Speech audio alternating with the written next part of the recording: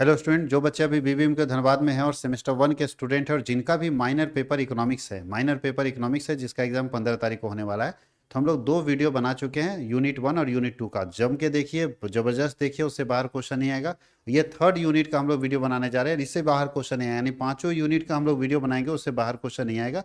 उसको आराम से देखिए। और अगर कोई बच्चा इस पीडीएफ को चाहता है कि सर इसका पीडीएफ मिल जाए, हमको वीएससी पेपर का एमसीक्यू का पीडीएफ मिल जाए क्वेश्चन आंसर के साथ, एसईसी पेपर डिजिटल एजुकेशन का हमको पीडीएफ मिल जाए एमसीक्यू के साथ, आईकेएस का सर हमको पीडीएफ मिल जाए, तो उसके लिए हम लोग अपने एप्लीकेशन के ऊपर पीडीएफ का एक कोर्स बना दिए 50 रुपए का। वो जाके आप खरीद सकते हैं। कैसे खरीदेंगे उसका प्रोसेस हम हर वीडियो में इसलिए बताते हैं कि कोई बच्चा छूट ना जाए, किसी को दिक्कत ना हो, नहीं तो हमको फ़ोन करके परेशान करेंगे।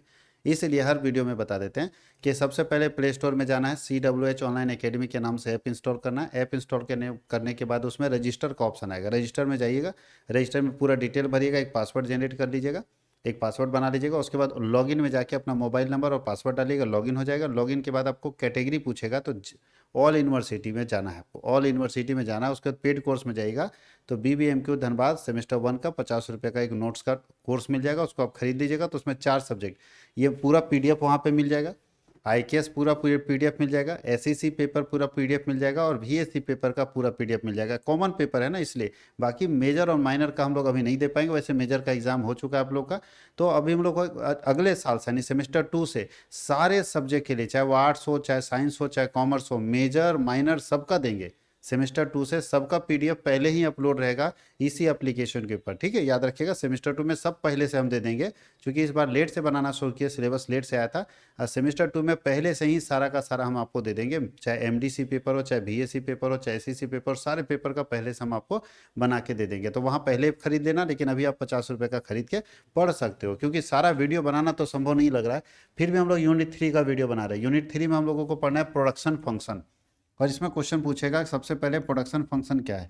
प्रोडक्शन फंक्शन का मतलब क्या होता है कि प्रोडक्शन होता कैसे है किसी कंपनी का। तो प्रोडक्शन फंक्शन जो है वो इनपुट और आउटपुट के बीच में जो रिलेशन होता है उसको बताता है। Production function show the functional relation between input and output. आगत और निपज के बीच में होने वाले फलनीय संबंध को उत्पादन फलन कहते हैं। कुछ नहीं समझ में आएगा, ये समझिए। हम इनपुट लगाते हैं, कोई भी सामान बनाते हैं, तो इनपुट अपने आप आउटपुट में नहीं ना बदलता है। हम अगर कपड़ा बना रहे होंगे तो इनपुट लगाए होंगे, मटेरियल लगाए होंगे, लेबर लगाए होंगे, सब कुछ लगाए, उसके बाद वहाँ प्रोसेसिंग होता है। यही देखो, यही यही जो फंक्शन होता है ना, इसी को बोलते हैं प्रोडक्शन फंक्शन।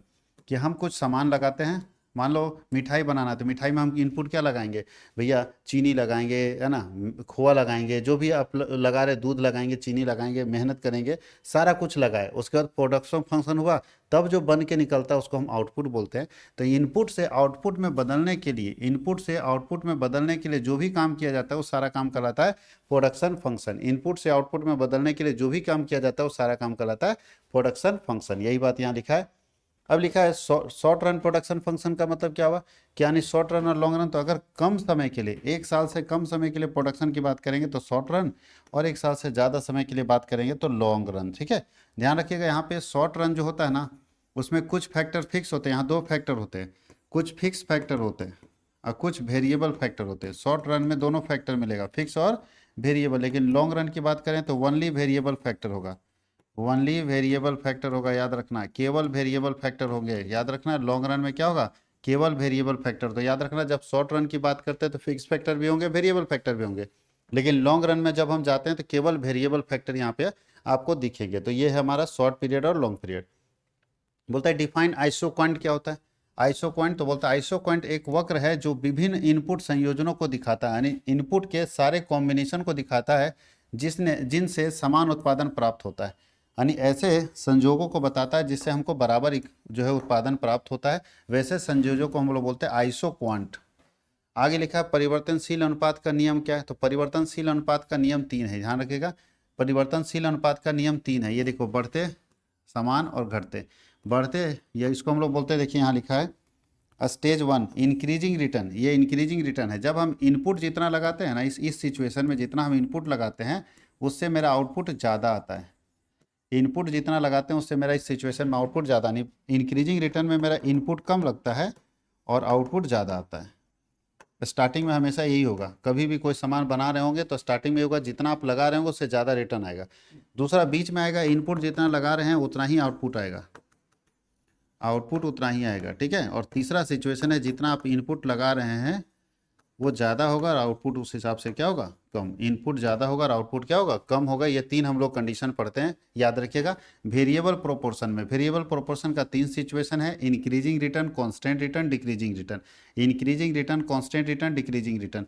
इंक्रीजिंग रिटर्न का मतलब है जितना हम इनपुट लगाएंगे उससे आउटपुट ज़्यादा होगा तो इंक्रीजिंग रिटर्न, जितना इनपुट लगाएंगे उतना ही आउटपुट होगा तो कांस्टेंट रिटर्न, और जितना इनपुट लगाएंगे उससे कम आउटपुट होगा तो हम लोग डिमिनिशिंग रिटर्न के नाम से इसको जानते हैं। यहाँ तक कोई दिक्कत है?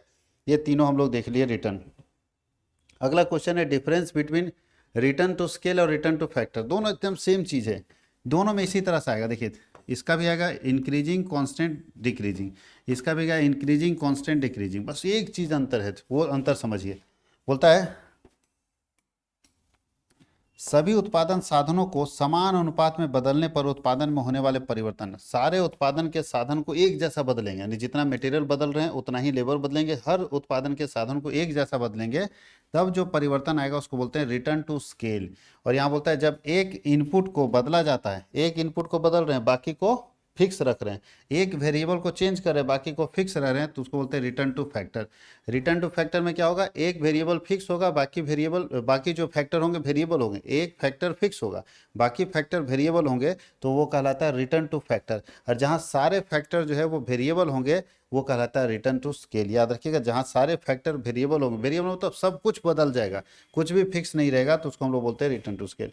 ये लॉन्ग रन में शॉर्ट काम करता है, हम लोग अभी बात कर रहे थे return to scale long run में काम करता है, और रिटर्न टू फैक्टर जो है वो शॉर्ट रन में काम करते हैं। यहाँ लिखा ऑल फैक्टर्स आर वेरिएबल, और इसमें होगा एक फैक्टर फिक्स होगा और कुछ फैक्टर वेरिएबल होगा। ये स्केल और साइज ऑफ प्रोडक्शन के ऊपर डिपेंड करता है। ये हम बोलता है ये प्रोडक्टिविटी डिपेंड करता है वन फैक्टर के ऊपर।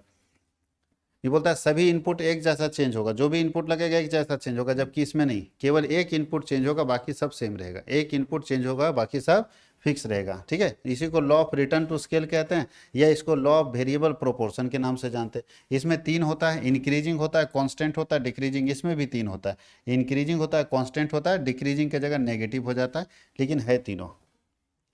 अगला क्वेश्चन है what is isocost line. Isocost line क्या होता है? तो आइसो कोस्ट लाइन रेखा उन सभी श्रम और पूंजी के संयोजन को दर्शाती है जिन्हें एक वर्ष एक फर्म समान कुल लागत पर खरीद सकती है। यानी एक फर्म जो है कुल लागत पर जो भी सामान खरीद सकती है, जो भी सामान एक फर्म कुल लागत पर जो भी सामान खरीद सकती है, वो सारे कॉम्बिनेशन को जो दिखाता है उसको हम लोग बोलते हैं आइसो कोस्ट लाइन। क्या बोलते हैं? Isocost line. यह एक ऐसी रेखा है जो उत्पादन के समान लागत वाले विभिन्न इनपुट संयोजनों को दिखाती है। यह एक ऐसी रेखा है जो बताती है कि कहाँ पे हम कितना अलग अलग जगह पे पैसा लगा सकते हैं। यानी टोटल कॉस्ट बराबर इसका फॉर्मूला होगा wages into labour plus rent into capital, wages into labour plus rent into capital, ये इसमें काम करेगा।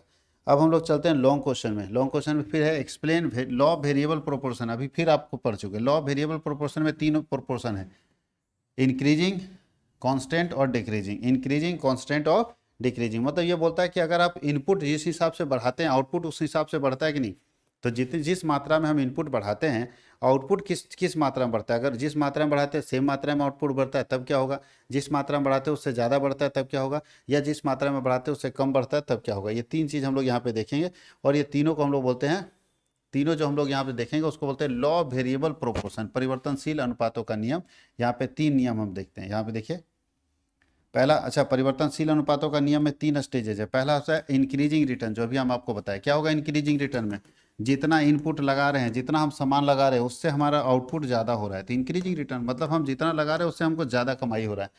दूसरा होता है कांस्टेंट रिटर्न। कांस्टेंट रिटर्न में क्या होगा, अच्छा डिमिनिशिंग रिटर्न। डिमिनिशिंग में आएगा इनपुट जितना लगा रहे हैं, इनपुट ज़्यादा लगा रहे हैं और उस हिसाब से आउटपुट कम आ रहा है, इनपुट ज़्यादा लगा रहे हैं उस हिसाब से आउटपुट कम आ रहा है, इसको हम लोग बोलते हैं कांस्टेंट रिटर्न। और तीसरा, सॉरी डिमिनिशिंग रिटर्न। और तीसरा होता है, ये कांस्टेंट था क्या, डिमिनिशिंग था ये भी, और ये भी डिमिनिशिंग कर दिया, नहीं ये कांस्टेंट होना चाहिए। एक होता है इंक्रीजिंग, एक कांस्टेंट, एक डिक्रीजिंग, ठीक है। हम मिस्टेक किया, इंक्रीजिंग, कांस्टेंट और डिक्रीजिंग होता है लॉ ऑफ वेरिएबल प्रोपोर्शन में। क्वेश्चन है फिर वही चीज़, आपको एक ही चीज़ पूछ रहा है बार बार कि explain return to scale increasing constant. भैया इंक्रीजिंग ये हुआ, कांस्टेंट ये हुआ, डिक्रीजिंग। इंक्रीजिंग में क्या होगा, इनपुट जितना लगेगा आउटपुट उससे ज़्यादा होगा, कांस्टेंट में क्या होगा, इनपुट आउटपुट बराबर होगा, और इसमें होगा जितना इनपुट लगा रहे हैं उससे आउटपुट कम होगा। तो ये तीनों चीज़ को हम लोग यहाँ पे देख चुके हैं और यही तीनों यहाँ पे पूछ रहा है। इंक्रीजिंग रिटर्न, देखिए जब सभी इनपुट बढ़ाने पर उत्पादन उससे अधिक बढ़ता है, जितना इनपुट बढ़ाते हैं उससे उत्पादन ज़्यादा बढ़ता है, तो ये कहलाता है इंक्रीजिंग रिटर्न। जैसे एग्जांपल समझाया कि हम इनपुट 100% बढ़ा दिए, यानी पहले 5 लाख रुपया लगाए थे,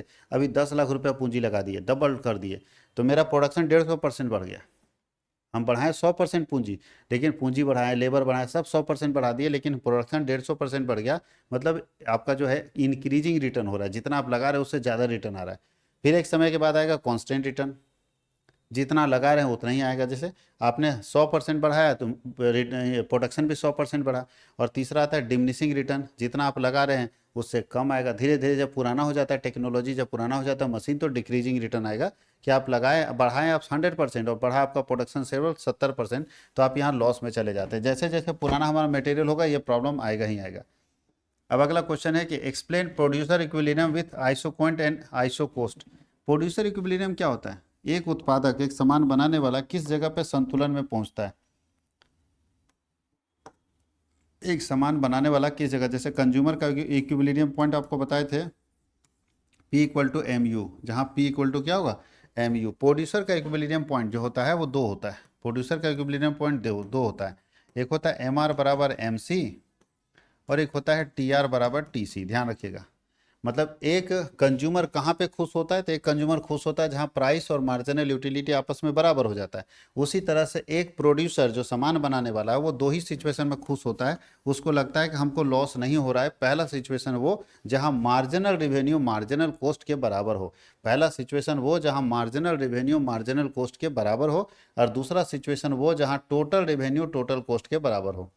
पहला सिचुएशन वो जहां मार्जिनल रेवेन्यू मार्जिनल कॉस्ट के बराबर हो, और दूसरा सिचुएशन वो जहां टोटल रेवेन्यू टोटल कॉस्ट के बराबर हो। याद रखिएगा, टोटल रेवेन्यू टोटल कॉस्ट के बराबर है और मार्जिनल रेवेन्यू मार्जिनल कॉस्ट के बराबर है। ये दोनों सिचुएशन कहलाता है प्रोड्यूसर इक्विलिब्रियम, उत्पादक संतुलन पॉइंट।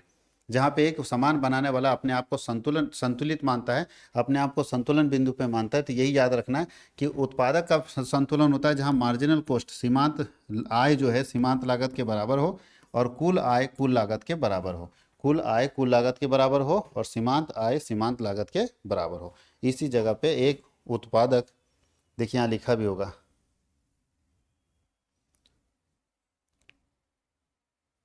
कंडीशन लिखा ही नहीं, बताओ। चलिए कोई बात नहीं, नहीं लिखा है यहाँ पे, लेकिन आपको याद रखना कहानी में लिखा होगा जरूर, ठीक है, कहानी में लिखा होगा। देखिए यहाँ पे